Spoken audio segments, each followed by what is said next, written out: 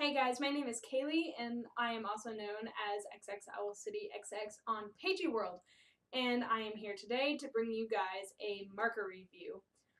I know that Copics can be really expensive and they become very costly very quickly, and that is not in everyone's budget. I took it upon myself to go out and purchase some markers in hopes that I can find similar markers to Copics that have similar performance and quality and so forth. The markers that I have today are the Ohuhu markers. I got this 80-pack set on Amazon for about $40 with Amazon Prime and free shipping. This video will contain an in-depth explanation of these markers and how they compare to the Copic markers in price, shape, performance, and so forth.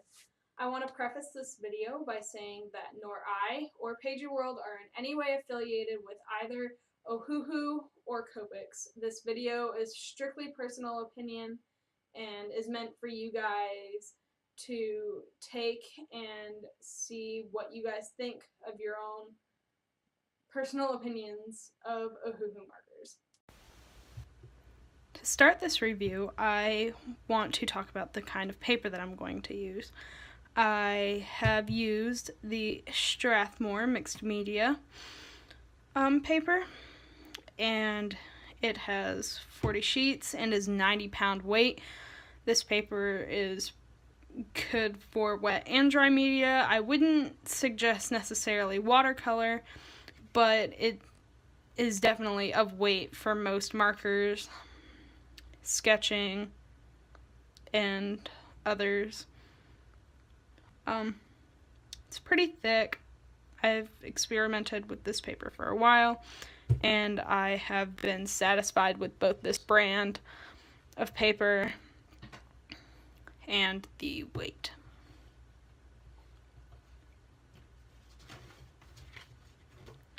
So anytime that I get a new pack of pens or markers, I start out by swatching them out.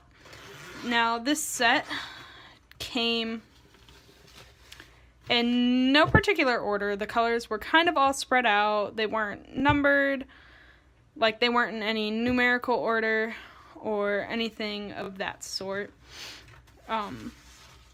These markers did come with their own swatching set, but just for my own personal opinion, I wanted to swatch them out because I know that printing is not always true to what the markers actually produce. I was pretty satisfied with the way that these markers came out, to be entirely honest with you. The colors didn't necessarily match the color on the markers, but other than that, they seem to be pretty in line with the paper that the markers came with, which I was both surprised and happy with. It was a bit odd to me that these markers didn't come in any particular order, that they were just kind of scattered. There's a little order to them now because I organized them when I opened them, but these were in no particular order when I got them, and it also seems a bit weird to me that, if you can tell, the numbering seems to have no order to it at all. I know with, like, Copics, you have, like, B is blue, and RV is red-violet, and E is earth tones, and so on and so forth. These numbers didn't seem to have any order to them at all. The only sort of numbering that they had to them was in, like, the grays, where they have the blue grays, the cool grays, and then the warm grays. Those seem to be the only real ordering to their number system, which I thought was kind of odd. I wasn't too satisfied with that, but I mean, you can work around it, especially with the swatch set that came with it, and if you want to, swatching it out yourself. That is always a pretty handy tool, and you can work around the odd numbering system if you do that. The physical shape of the markers are ovular in shape, and they seem to be pretty close to Copic markers, to be entirely honest with you. They don't roll off the paper, or if you were to leave them on your desk, they wouldn't roll off of the desk, which is very, very nice. And similar to Copic's, where the brush nib is marked with a little gray line, the fine tip is marked with a little gray line. The Ohuhu markers are not brush nib. They actually have a bullet nib, which is a big downfall of these markers. As someone who has worked with brush nibs since the beginning, it was a bit of a letdown to not have a brush nib, but there's not a whole lot to be expectant of. Again, these markers were $40 in comparison to most Copic markers that range in price from like $80 plus for like a pack of 4. My pricing for Copics might be a little off, but the point stands that Ohuhu markers are significantly cheaper, and brush tip markers seem to be common with more expensive brands. The design of the marker seems to be almost identical to Copic markers, if you can't tell. The Ohuhu markers are longer, but I think that the actual reservoir for the ink is smaller. I know that Copic markers are refillable. The Ohuhu markers, as far as I know, are not refillable, and they do not sell them individually, which is a huge, huge thing. If you are looking for a refillable marker, these markers are definitely not the markers for you. They, as far as I know, only come in sets, and I have looked and I have not found them to be sold individually, so a huge downfall. If you were to run out of, let's say, 71, you wouldn't be able to go out and buy a refill or buy just number 71. You would have to buy another set. I don't know all of the different sets that they come in, but I know that it is a bit of a hassle to have to go and find the markers if they don't sell them individually. The chisel tip seems to be very similar in how they perform and honestly shape. Like, you can tell that the Ohuhu markers are a bit thicker, which can give you a thicker line than the Copic markers. I was quite satisfied with it, to be honest with you. They worked very similarly, and I didn't find a whole lot wrong with the broad end of the Ohuhu markers. I was quite happy with it. So, yeah. I did a smudge test. Ignore some of the black marks. One of my lining pens exploded on me while I was doing this. I was very surprised with the performance in the smudge test. I let all of these different pens sort of dry before I went over them with the marker. I let them dry for about 5 to 10 minutes. and the only ones that really smudged were the Copic markers, the Copic lining pens. The Copic lining pens smudged just a little bit, and so did the Pro Art pens, but just a regular ballpoint pen, or Faber-Castell, or the Prismacolor pens, or even the Sharpie pen, those ones didn't smudge, and that was very, very surprising to me. Most markers, especially alcohol-based markers, these are alcohol-based markers, they tend to smear and smudge, and I was very delighted by the fact that these markers did not smear or smudge for most of my markers and pens, and that was a really, really nice surprise. I also did a layering test.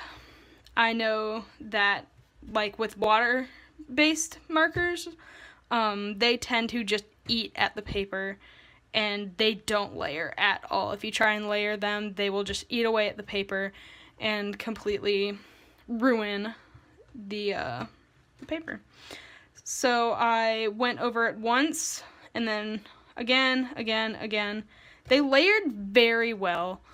You can see clear definitions between each stroke that I went over, which I was, again, very, very shocked and surprisingly delighted with these markers. The layering of the markers was good, and that leads into the blending portion. I was, again, very, very shocked with the blending portion of these markers. They blended fairly well for such cheap markers. These are really good quality markers. I was happy, extremely happy, to see how well I was able to blend from one color to another, and two very opposite spectrums of the color wheel, that I was able to blend them in a way that they came out looking smooth and not a muddy mess.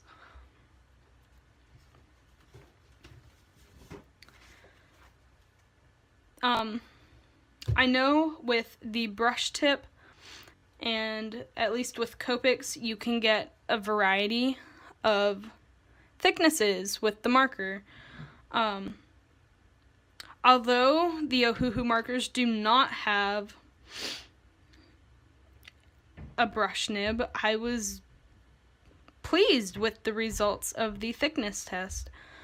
The broad or chisel tip was able to produce very varying sizes of lines. That was a nice surprise. Along with the fine tip. The fine tip didn't have as many variations as the broad tip did, but I was just as satisfied with the fine tip. There wasn't a whole lot to be expected of there, but it performed at a level that I was satisfied with, and I enjoyed it very much. So these markers do bleed a little bit, even though I was using fairly thick paper with this 90-pound weight paper. They did tend to bleed, not too horribly. I had a paper underneath to catch it, and it bled a little bit. That's really to be expected, though. I was using a ton of layers for the markers. All in all, though, if you have something underneath it to catch it, it should be fine. I wasn't too shocked that they bled through.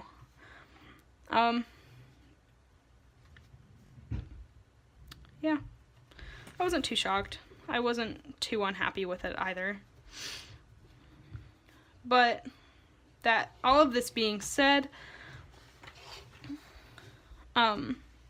you can't ever really judge a marker just on the basics of these short little tests. You have to kind of see them in action. And so that's going to lead us to the portion of this video that is of me doing a drawing with these markers and me explaining how I felt about them and my final thoughts. This drawing is started with Nyan, Paigeeworld's most iconic character, and this portion of the video is me lining the drawing with my Faber-Castell lining pens. I used the fine size for this because I wanted to actually test on a real drawing how the smudging was with these markers. Surprisingly enough, as you will see, there wasn't any smudging really at all with these markers. I am not the neatest marker colorist, and I do go out of the lines a few times, but that's just me being bad at lining and staying within the lines. This portion of the video right here is me picking out the colors that I am going to use for the drawing. I am using my swatching page instead of the swatching page that came with the markers, but again, that's just personal preference. I'm sure that the paper that came with the markers would be just fine. I just spent the time swatching out the colors myself, so might as well use it, you know? Here I am swatching out the colors again on a scratch piece of paper because I wanted to see the colors side by side and know which colors were darker compared to the color next to it, and have just that quick reference for me when I actually begin the drawing. I started out coloring in the little paw that I drew next to Nyan's signature, just because it was cute.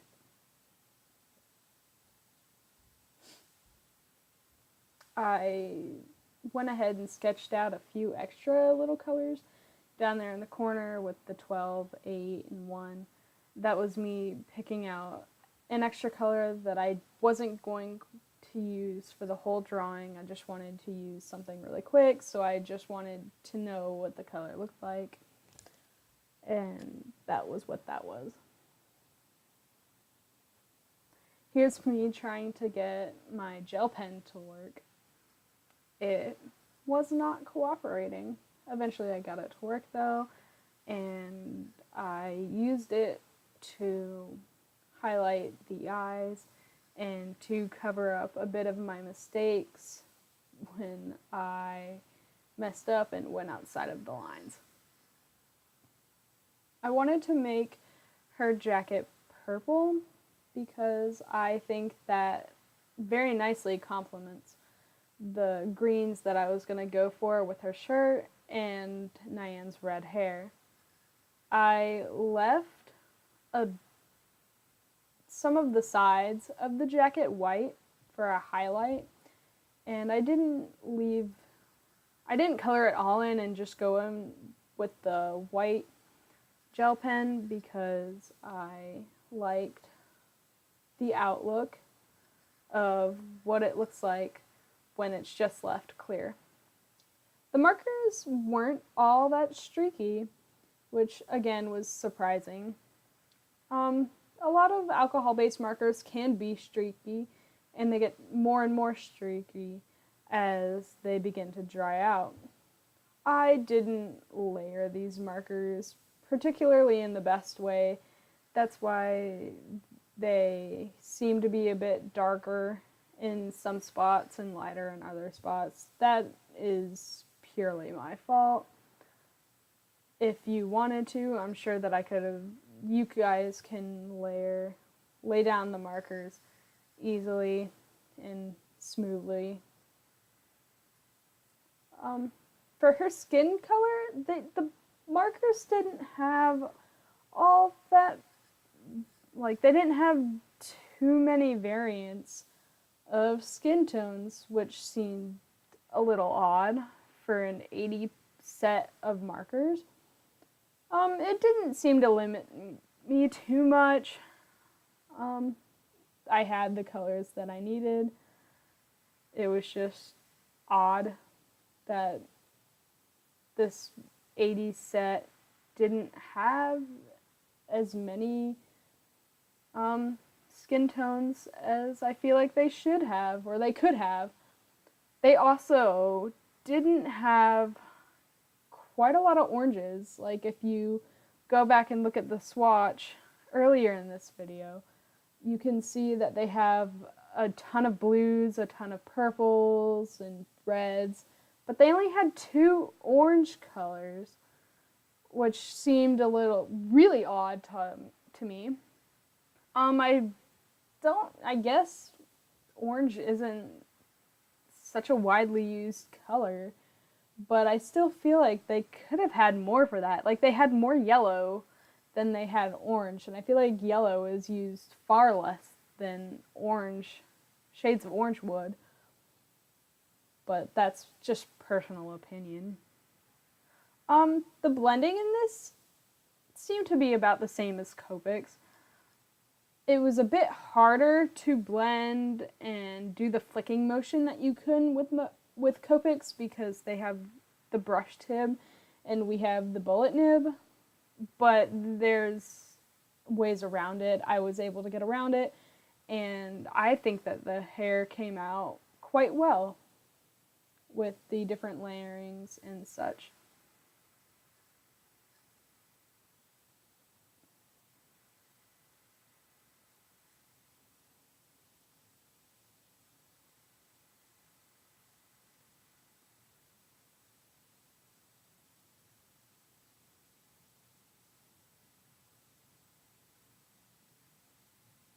The jacket also layered pretty well.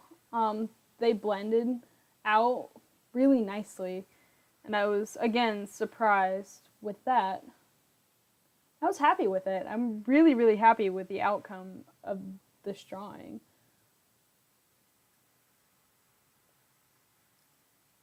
I'm really satisfied with the performance of these markers as well. I think that they performed nicely, and I would definitely recommend them to people. These were good markers. They were quality, they blended, they're a good alternative to Copics, not quite as nice, but for a cheaper alternative, I would recommend them in a heartbeat. I really, really like these markers, and I'm super excited to use them in the future. Thank you guys for watching, and if you want to see more marker review videos, please leave a like and a comment below. Don't forget to subscribe.